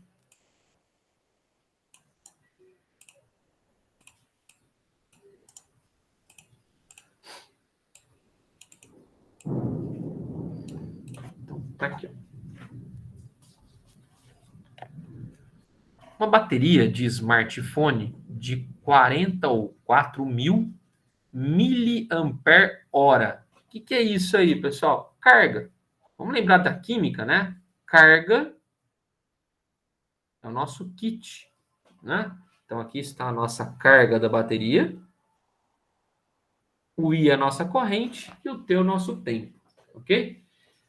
Então, 4.000 miliampere-hora. Beleza. Então, a carga da bateria, chamar de QB, 4.000 miliampere-hora. Você concorda que o milha é 10 a menos 3, né? Então, isso vai ficar o quê? 4 ampere-hora. E 5 volts. Então, a DDP na bateria é de 5 volts. Pode fornecer uma corrente elétrica média de 4.000 miliamperes, ou seja, 4 ampere, durante 1 hora até que se descarregue. Letra A. Ele está perguntando aí para a gente, calcule a quantidade de carga elétrica em coulombs que essa bateria pode fornecer ao circuito. Pessoal, na verdade, essa pergunta é uma pergunta que já apareceu muitas vezes, na Unicamp principalmente, apareceu várias vezes esse item A em segunda fase, inclusive. FUVEST apareceu esse item A em primeira fase, tá? É você transformar essa unidade do ampere-hora para Coulomb. Perdão. Coulomb vem da onde? Coulomb vem do Sistema Internacional de Unidades. Então, quando eu vou entrar com a minha unidade em Coulomb, tem que estar tudo no Sistema Internacional. Então, se eu pensar na minha carga saindo em Coulomb, a minha corrente tem que entrar em ampere, o meu tempo tem que entrar em segundos. Então, você tem que transformar aquele hora ali para segundo. Então, o que você vai fazer aqui, basicamente, é mudança de unidade de medida. Não é fazer mais nada. Não é inventar moda em lugar nenhum aqui. Você já sabe que a carga da bateria é 4 ampere hora. Olha só que bonitinho que eu te sugiro fazer, ó. Vamos tentar sumir com esse hora? Eu sei que 3.600 segundos equivale a uma hora. Ó, quem for para engenharia aí o ano que vem, vai ver muito esse método, né, de mudança de unidade de medida. Análise operacional. Não é operacional, Putz, esqueci o nome. Análise dimensional, ok, mas tem um outro nome. Me fugiu o nome agora na engenharia. O que acaba acontecendo? Você acaba em operações unitárias, lembrei. Operações unitárias, vocês vão ver isso aí. Corta esses horas daqui, né? Então vai ficar 4 vezes 3.600. Estou fazendo um pouquinho mais aberto para a gente visualizar. Ampere vezes segundo. Bom, 4 vezes 3.600, 14.400. Ampere vezes segundo, o que é? Coulomb. Então, eu achei minha unidade do Sistema Internacional. Ok? Então, resolvido o nosso probleminha aí. Item B. Considerando que, em funcionamento contínuo, a bateria desse smartphone se descarregue em 8 horas. Calcule a potência média do aparelho. Então, o intervalo de tempo agora de descarregamento ou de descarga dessa bateria é de 8 horas. Bom, então agora eu tenho que saber a potência do aparelho. Do aparelho. Então, eu sei que o aparelho vai ficar ligado por 8 horas. E sei também que o aparelho ele vai estar funcionando em 5 volts. Então, eu já sei a DDP do aparelho. Então, para eu achar a potência desse aparelho, eu vou precisar ou por um pil, por um pri ou por um pur. Bom, o eu já tenho. Então, pur ou pil. Então, eu preciso achar ou a resistência interna desse cara ou a corrente que está atravessando ele. Resistência interna, eu não tenho noção nenhuma do que está rolando lá dentro com resistência. Então, eu vou tentar achar a minha corrente. E que eu tenho essa informação, eu vou tentar achar a minha corrente média. Cuidado, a corrente média, nesse caso, não vai ser os 4 amperes ou 4.000 miliamperes que ele deu. Tá certo? Não vai ser esses 4 amperes. Porque ali é durante 1 hora. Aqui são 8 horas. Você pode até pensar em fazer uma regra de 3, se você quiser fazer. Porque é proporcional. Você vai ficar mais tempo em uso, você vai descarregar menos. Não é isso que acontece? É o celular. Né? Se você usar ele muito, descarrega muito rapidamente, porque você está consumindo muita corrente. Agora, se você deixar ele lá inativo o dia inteiro, você vai olhar para ele, a bateria gastou muito pouco. Ok? Então, vamos achar primeiramente a corrente. A corrente, como é que você vai fazer? O I igual, bom, carga por tempo, né? A carga você tem 4.000 miliampere, olha lá o mili, ampere hora. Ah, professor, posso fazer por Coulomb? Pode, se quiser fazer em Coulomb, beleza. Só que se você fizer em Coulomb, você vai ter que utilizar o seu tempo em segundos, tá bom? Você vai ter que transformar o tempo para segundos. Eu vou usar aqui em ampere hora porque o meu tempo já está em hora. Olha lá, ó. Vou embora, ok? Então aqui, né, o 10 a menos 3 comeu esses 3 zeros. Então eu fiquei que a minha corrente, 4 dividido por 8, isso vai dar meio ampere. Aí fechou. Então, a minha potência agora, então a potência do aparelho,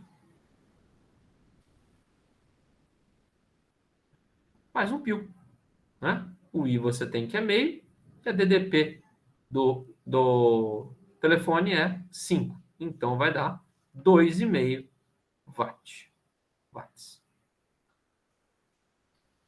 Então, você tem a opção de trabalhar a quantidade de medida que você quiser. Seja... Espera aí. Ano que vem, não. É verdade, Pedro. Não, tô pensando que eu tô no 2021 ainda. Foi mal. Pessoal, esse ano vocês vão usar esse negócio, é? Eu não mudei a chavinha ainda. Eu ainda tô meio parado em 2021 ainda. Eu já não gosto de férias. Eu já tenho uma coisa contra férias. Que minha rotina é tão maluca. Eu tô em férias. Eu tô preso em casa já faz quase... São 7 dias, 8 que eu tô em casa. 8 que eu tô amarrado aqui dentro. Então, né? Tô meio batendo a cabeça. Não virei o ano ainda não, viu, Pedro? Mas foi mal aí. É esse ano que vocês vão ver esse negócio aí. Quem for para engenharia, operações unitárias aí. Engenharia, curso de química também tem. Eu fiz na minha graduação também. Belezinha, pessoal? Tranquilo? Então, atenção para unidade de medida, né? O exercício que envolve a bagunça de unidade de medida e os caras gostam, né? Esse tipo de bagunça é com eles mesmo, né? Bagunça de unidade de medida, os caras curtem. Aí vem esse 4 da Unifesp. Esse é um outro também que eu particularmente gosto muito. Exercício completão, né? Exercício bem legalzão. Eu acho que até vai dar tempo de fazer um que eu quero fazer de essa, que na verdade eu vou dar o start dele, eu vou deixar ele, o restinho para vocês aí depois para brincar, acho que vai dar tempo. Esse aqui eu vou gastar quase uns 10 a 12 minutos. Tem mais um que a gente vai gastar mais uns 10, então vai sobrar um tempinho para o extra que eu trouxe aqui para vocês. Vou deixar ali um tiquinho dele para a próxima aula para você dar uma pensadinha aí, tá? Mas esse é o que a gente vai fazer agora. Exercício bastante comum porque ele envolve, né, essa questão 4 aí no caso, envolve elétrica e calorimetria. Então a gente vai ter os dois aí, o nosso aqui macete e a nossa elétrica. Onde que eu vou amarrar elétrica com calorimetria? Potência. Sempre eu amarro elétrica com calorimetria na parte de potência, tá certo? Então é aí que a gente vai precisar pensar. Então bora lá, vamos ver aí o que diz aí nessa questão.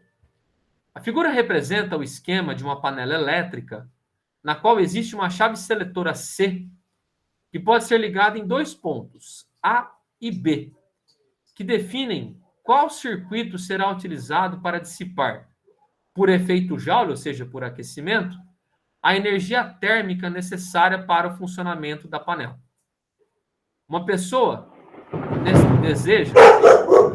Caindo o mundo aqui. Deixa eu só... O cachorro entrou aqui. Rapidinho, pessoal. Estou com medo do...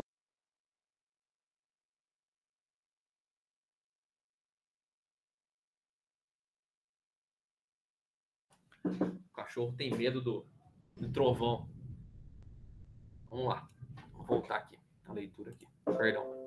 Uma pessoa deseja utilizar essa panela para elevar a temperatura de 4 litros de água. Então, nosso volume de água é de 4 litros. Em algum lugar lá da prova, eles deram que a densidade da água 1 kg por litro.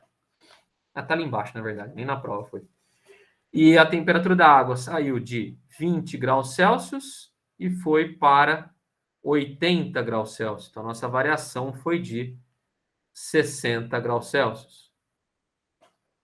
Considerando que o calor específico da água seja 4 vezes 10 a terceira, né, elevado a terceira ali, joules por quilograma a grau Celsius, e que a densidade da água seja 1 kg por litro, que toda a energia térmica dissipada pelos resistores seja absorvida pela água, e ainda que a água não perca calor durante todo o processo, calcule, letra a razão, o valor da razão PA por PB, em que PA e PB são, respectivamente, as potências dissipadas pelos resistores quando a chave C está ligada no ponto A e no ponto B.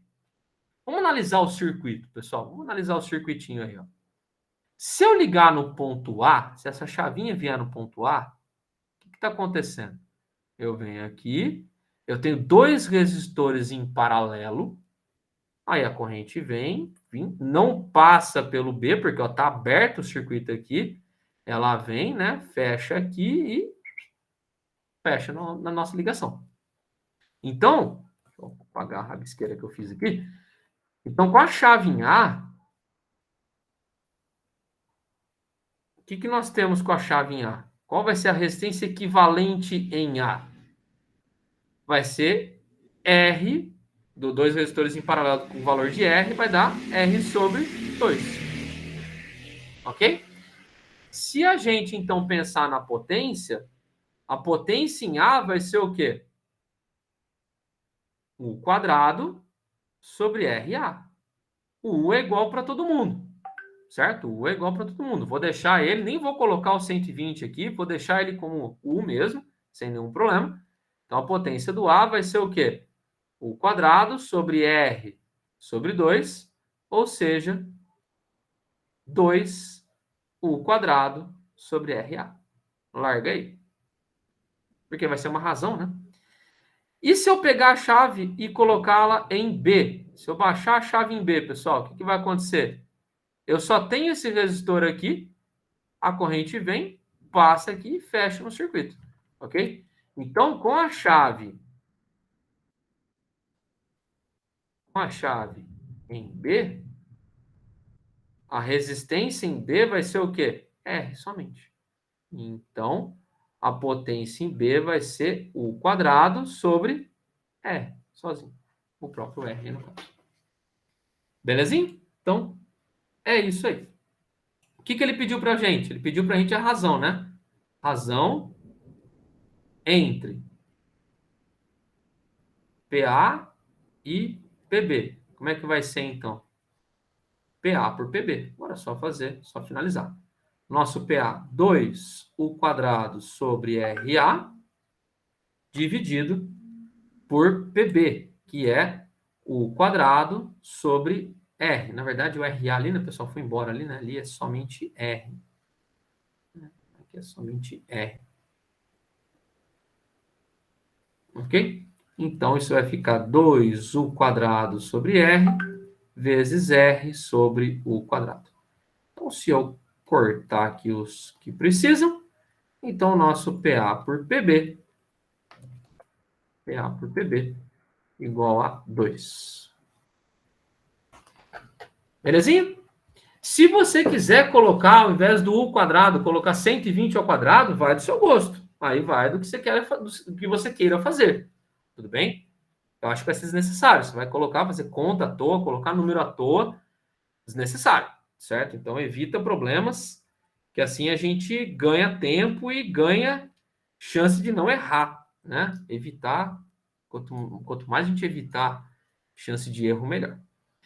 E letra B. Aí que é o que vai juntar com a calorimetria. Ele quer saber o valor da resistência elétrica R em ohms para que se consiga produzir o aquecimento desejado dessa massa de água no intervalo de tempo de 10 minutos,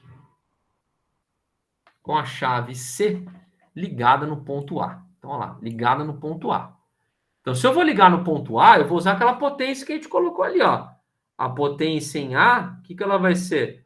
2U quadrado sobre R. Beleza, o lado direito tem coisa que eu quero, né? Que é o R, na verdade. O U eu já tenho, que é 120. Como é que agora eu vou juntar com o lado esquerdo? Como é que eu vou calcular o lado esquerdo? O lado esquerdo eu vou calcular pelo macete. Eu tenho que minha potência sempre vai ser o quê? Energia por tempo. Se eu estou aquecendo água, é o nosso macete. MC delta T pelo nosso tempo. Igual a 2U quadrado sobre R. Agora é só isolar e substituir. Ok? Então vamos lá. Massa de água eram 4 litros, né? Volume de 4 litros, 4 quilogramas. O calor específico ele deu, tá lá em joule, né? Tá lá em cima. 4/10 a terceira. Variação de temperatura foi de 20 para 80, então variou 60. dividido pela variação de tempo, o intervalo de tempo foi 10 minutos, não pode usar em minutos, tem que usar em segundo. Então, 10 vezes 60 é igual a 2 vezes o quadrado, 120 ao quadrado, pelo R. Bom, pessoal, agora é, né, conta. Não tem muito mais para a gente fazer, né? Corta aqui, dá para simplificar. Dá para simplificar um 0 aqui, vira um 2. Olha lá que bonitinho ainda, ó. Um 10 ao quadrado. Depois com calma aqui, senão acho que fica um pouco confuso. Ó, R igual 2 vezes 120 ao quadrado é 120 vezes 120, dividido. Aqui ficou 4 vezes 4, vezes 10 a segunda. Olha lá, 10 a segunda é 100, né? Que vai embora, então, 2 zeros. Esse 4 vai embora aqui, fica um 3. 4 vai embora aqui, fica um 3. 3 vezes 3, 9. 9 vezes 2, 18 ohms. Essa é a nossa resistência equivalente, ou melhor, nossa resistência R, né? Que não é equivalente, a equivalente vai ser 9, né? Concorda comigo? Que é os dois caras são iguais, ok? Então, a gente tem que tomar esse pequeno cuidado aí de calcular pensando no circuito que está sendo gerado aqui com a ligação no ponto A. A ligação no ponto A, eu tenho os dois caras em paralelo ali na minha história. Beleza? Então, um exercício muito bonito, eu acho muito legal. Eu tenho ali no item B, então, a potência pensando no lado direito em elétrica e pensando no lado esquerdo em calorimetria, tá certo? Eu posso pensar nisso. Um cuidado muito grande que a gente tem que ter, pessoal, quando a gente vai amarrar a elétrica com calorimetria, tudo no sistema internacional, tá certo? Por quê? Elétrica a gente já usa no sistema internacional. Sim, com certeza, com toda certeza. Então, eu vou ter que entrar com minha potência em watts, ou seja, joule de energia por tempo. Então, o seu calor específico, tudo vai ter que acompanhar essa história. Então, vai ter que acompanhar todo o procedimento da unidade do sistema internacional. Ok? E a última questão, a questão número 5. Uma questão que fala sobre energia elétrica. Ok? Uma questãozinha legal. Unicamp já pediu, questão parecidíssima com essa. Que está, inclusive, uma questão muito sempre colocada em qualquer material aí que você pegue para analisar a parte de recursos hídricos, né, geração de energia e tal. Um negocinho bastante importante esse ano também para a gente, que pode vir a aparecer aí novamente, tá certo? Então, tá aí. E tem um note a dot, pessoal, que eles deram, né, não tá, infelizmente não tá aí. Note a dot era a densidade da água, 10⁻³ quilogramas por metro cúbico, e eles deram uma relação que 1 kWh é 3,6 vezes 10⁻⁶ joules. Deram essas duas informações aí. Fechou? Então, bora lá nesse último exercício aí. A usina hidrelétrica de Itaipu possui 20 turbinas, cada uma fornecendo uma potencial útil, dessa elétrica útil, de 680 megawatts, então mega 10⁻⁶, a partir de um desnível de água de 120 metros. Então, 120 metros. No complexo, construído no Rio Paraná, as águas da represa passam pela turbina com uma vazão. Vazão, pessoal, tem vários nomes para dar vazão. Se alguém estudou aí com o material do ângulo, por exemplo, o ângulo chama muito de Z, tá certo? Outros materiais aí chamam de FIA, letra grega aqui, tá? Eu gosto muito de chamar dessa letra grega aqui também. Na verdade, não é nem inclinadinha, ela é mais diretona, né? Ela é mais em pé aqui, no caso. Isso dá 600 metros cúbicos por segundo.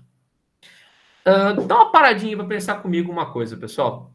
Muitas vezes a gente está meio perdido na questão e você vai envolver potência e você não tem o tempo, fica meio complicado de pensar. O que a gente faz? É interessante a gente olhar essa vazão e, ao olhar a vazão, a gente já sabe que eu estou na dependência do tempo. Eu estou na dependência de um volume com o tempo. E, tecnicamente, se eu pensar em volume, eu tô lá transferindo a ideia para a massa, através da densidade. Então, essa vazão, ela não deixa de ser uma relação de quantidade de matéria por tempo. Isso é um aliado muito grande para a gente em potência. Tá? Porque potência e energia, sei lá, que macete, por exemplo, MGH, energia potencial gravitacional, perdão, pelo tempo. Massa por tempo. Você já tem com a ideia da vazão. Ok? Então, letra A.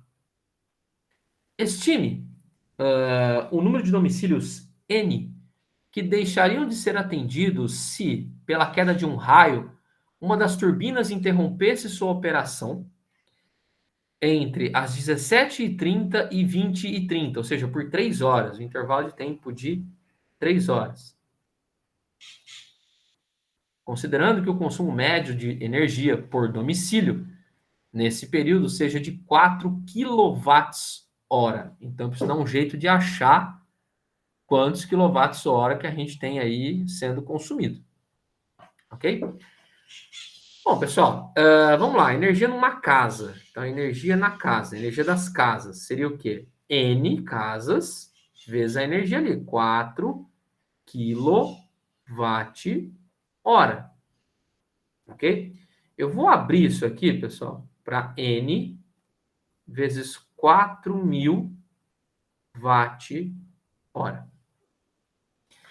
Na usina, então, variação de energia na usina. Qual que seria a energia na usina? Bom, ele falou que gera para a gente uma potência de 680 megawatts. Só que quanto tempo que essa usina vai ficar desligada? 3 horas. Vamos lá. Então vai ser o quê?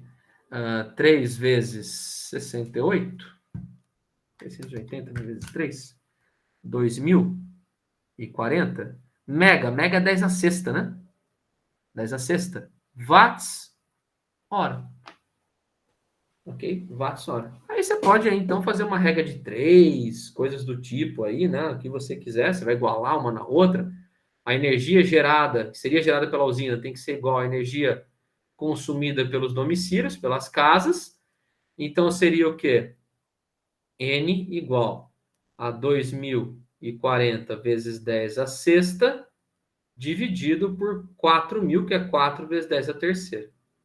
Então, isso vai dar 510 vezes 10 a terceira, ou seja, 5,1 vezes 10 a 1, 2, 10 a quinta domicílios.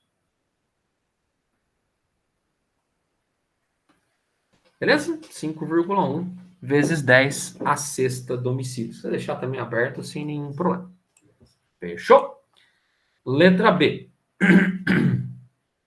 Estime a massa M em quilogramas de água do rio que entra em cada turbina por ou a cada segundo. Bom, aí eu vou ter que pensar na potência, né? A potência é o quê? Energia por tempo. Aí você vai assim, nossa, mas o que vai agora? Como é que eu vou pensar na potência? Eu tenho 20 turbinas, mas será que eu tenho todas essas turbinas girando iguais e tal? Uma informação que eu fiquei meio preocupado. Mas eu não vou precisar ir por aqui, pessoal. Vou pensar no seguinte, pensa na nossa vazão, aquilo que a gente comentava agora há pouco. Se a nossa vazão é de 600 metros cúbicos por segundo, e eu sei que a densidade da água é 10 a terceira quilogramas por metro cúbico, o que eu já sei aqui, então, juntando, né, na verdade, tirar esse igual daqui, vou juntar essas duas aqui. O que eu vou acabar ficando? Eu vou ficar que a massa de água vai ser 600 vezes 10 a terceira. Ou seja, 6 vezes 10 a quinta quilogramas. Né? Não enxergou? Por segundo, né? Que é massa por tempo, digamos assim, tá, pessoal? Uma relação de massa por tempo. Ele falou a cada segundo, né? Por segundo aí no caso. Não enxergou? Vazão.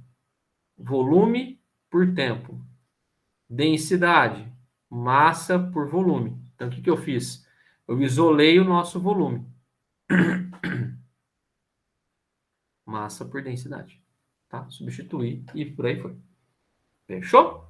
E o último, o item C, estime a potência mecânica P da água em megawatts em cada turbina. Bom, a potência mecânica, agora sim eu vou pensar em energia por tempo. Bom, energia, que energia está associada com uma queda d'água? Energia potencial gravitacional. Massa por tempo, eu já sei, olha lá. É a minha ideia da vazão. 6 vezes 10 é a quinta. Cuidado, né? Não é bem a vazão, porque a vazão é metro cúbico por segundo, é quilograma por segundo, vezes a nossa gravidade e a nossa altura, que é de 120. Então vai dar 12 vezes 6, 72. Vezes 10 a sétima, ele pediu em megawatt, né? 10 a sétima watts, então vamos puxar um zero para lá. 720 megawatts de potência aí. Seria a potência mecânica que a água gera pela queda da água em cada turbina. Certo, pessoal? Então, um exercício também aí de um... Pô, o Henrique tem uma pergunta aqui, Henrique, agora que eu vi aqui. Tem que dividir por 20, porque é cada turbina. Onde que tá? Vamos ver. A potência em cada turbina.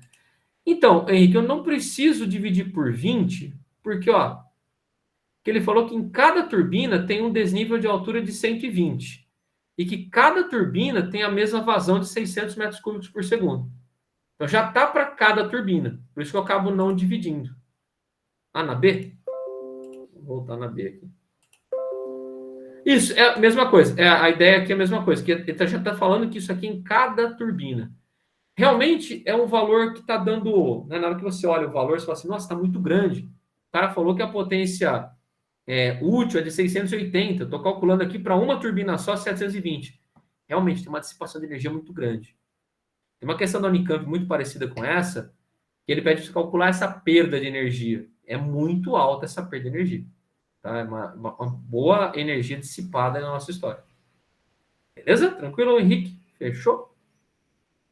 Show. Pessoal, são 5h44 aqui. Eu vou aquele exercício extra. Eu vou passar para vocês, que eu trouxe aqui, um da FUVEST também. E eu só não lembro se ele é 2019, 2018. Eu não lembro ele agora, tá? Eu vou colocar ele aqui, a gente vai fazer a leitura junto. Eu queria que vocês tentassem brincar com ele, tá bom? E eu, na semana que vem, resolvo ele com vocês aí, tá certo? Eu queria principalmente no último item, tá? Então, esse extra aqui, exercício de termodinâmica. Ele não está no nosso material, tá bom? Não está no nosso material. Só ainda, né, falando da tarefa desse módulo, esqueci de falar da tarefa. Temos 5 questões aí, 2 da Unifesp, 2 da Funesp e 1 da Unicamp. Todas elas estilo aí a nossa FUVEST, Unicamp aí e tal, que a gente está precisando. A número 1, gostaria muito que você fizesse o desenho do circuito por fora, tá? Ele até pede para você fazer o desenho. Faz o desenho com calma, tá certo? A 2 é uma questão de bateria também, carga de bateria. A 3, ideia de circuito segundo a lei de Ohm, tá certo? A 4, um circuitão maiorzão lá, para pensar em resistência, pensar na lâmpada e tal.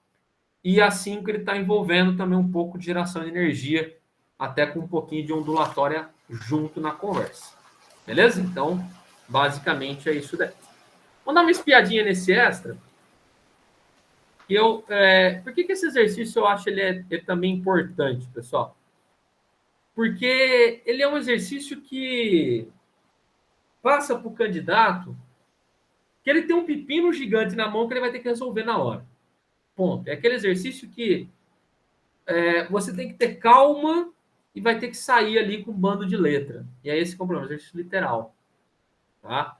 Então, por isso que é um exercício que eu acho muito interessante para a gente poder pensar. Então, vamos lá comigo aí conversar um pouquinho sobre ele. Um mol de um gás ideal monoatômico é resfriado adiabaticamente. Pô, não lembro o que é adiabático. Anote a DOT. Em um processo adiabático, não há troca de calor com o ambiente. Então, o calor é zero, né? Q igual a zero. De uma temperatura inicial T1 até uma temperatura final T1 sobre 3. Então, a temperatura inicial é T1 e a temperatura final é T1 sobre 3. Ou seja, nós tivemos um resfriamento. O nosso ΔT é negativo, não é? Olha lá, T1 sobre 3 menos T1. Então, o nosso ΔT vai ser menos 2/3 de T1. Com base nessas informações, responda. Letra A. O gás sofreu expansão ou compressão ao final do processo? Vamos lembrar da primeira lei de termodinâmica, pessoal?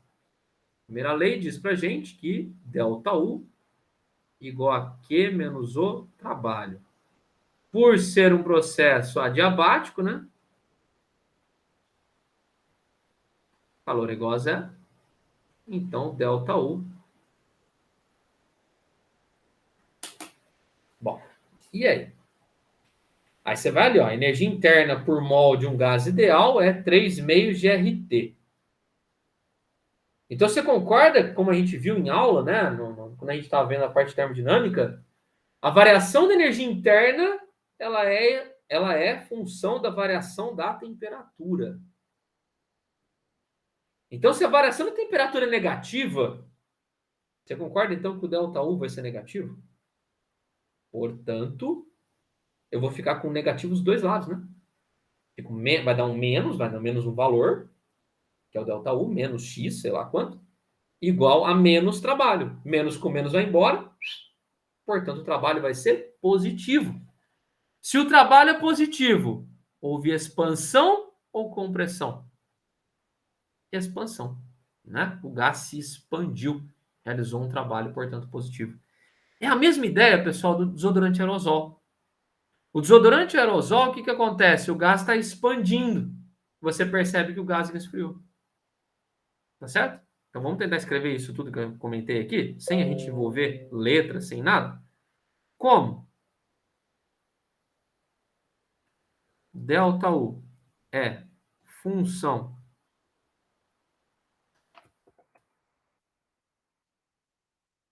de ΔT. Como houve um resfriamento do gás,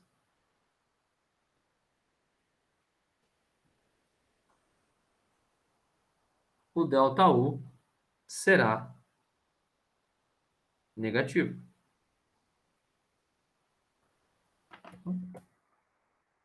E sendo assim,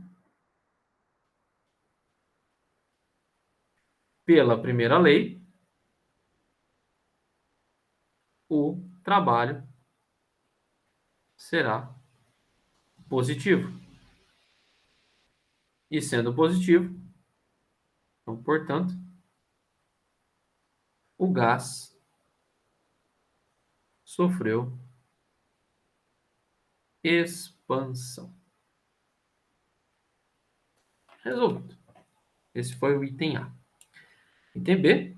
Encontre o valor do trabalho realizado pelo gás nesse processo em termos da constante universal dos gases reais ideais R e T1. Vamos usar essa historinha aí, ΔU igual a menos o trabalho. Bom, ΔU é função da variação de temperatura, como a gente falou, né? Ele deu até pra gente, ó. Então, o nosso ΔU é 3/2 de R ΔT. O N não está ali porque o N vale 1. É igual a menos o trabalho. Então, 3/2 de R. Olha lá a variação de temperatura, quanto que ela era? Menos 2/3 de T1. Igual a menos o trabalho. Olha lá. Corta, corta, corta, corta. Então, nós ficamos com o trabalho. Olha lá, o menos foi embora. É R T1. T1 é uma temperatura medida em Kelvin, sempre vai ser positiva. R é uma constante, também sempre vai ser positiva, portanto, o trabalho é positivo. Expandiu o gás, como a gente acabou de relatar no item A. E aí o item C, pessoal, que eu vou deixar como carta na manga para você pensar um pouquinho aí. Encontre a razão entre as pressões final e inicial do gás após o processo. Olha lá, note a dot. Para o processo adiabático em questão, a razão P vezes V elevado a 5/3 é uma constante. Vou tirar esse cara daqui, está atrapalhando a leitura. P vezes V elevado a 5 terços é uma constante. O que isso aqui, quando eu falo que esse é um produto assim, igual a uma constante, significa que isso vale para qualquer sistema dentro dele. Ou seja, eu posso falar o seguinte, que P1, V1 elevado a 5 meios é igual a P2, V2 elevado a 5 meios, não, 5 terços. E aí que a gente vai tentar resolver, né? Aí que você vai tentar e eu deixo para você tentar se divertir. A dica que eu te dou é o seguinte, pensa no PV igual a NRT. Sempre que eu tenho um gás ideal, PV igual a NRT, PV tipo Votó, pensa nessas relações. Beleza, pessoal? Tenta se divertir com ele aí. E aí, na próxima aula, se alguém tiver curioso aí, quiser trocar uma figurinha aí, eu também estou à disposição. Só falar para a gente lá no grupo lá que a gente dá uma forcinha aí. Beleza? Nossa próxima aula, eu não sei se vai ser na quinta ou na sexta, não sei o que o Eloy vai marcar. Imagino que deva ser na quinta também, seguindo a mesma projeção de hoje.